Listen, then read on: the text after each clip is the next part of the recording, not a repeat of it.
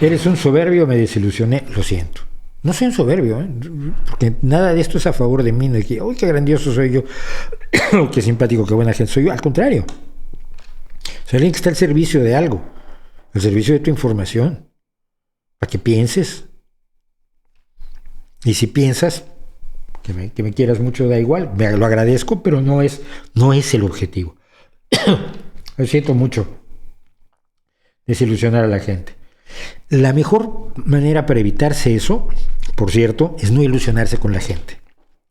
Uno puede ilusionarse puede admirar ideas, puede admirar puntos de vista, puede admirar posiciones, puede admirar argumentos, pero no admires a gente, porque la gente siempre va a ser imperfecta. Ese músico al que creías que le tenías tantísimo cariño y resultó ser tan malísima persona y amigo de la hija de Donald Trump. Pues sí, pero yo nunca idolatré a Meat Loaf, simplemente me gusta mucho lo que canta y me gustan mucho las canciones de su amigo Jim Steinman, con la cual hicieron 2 discos memorables.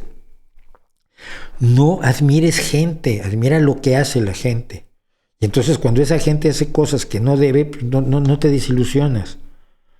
Pero a mí siempre que me dice, cuando la gente me dice, es que me has decepcionado, no te he decepcionado yo, te has decepcionado tú por crearte una imagen falsa de mí. No hagas eso.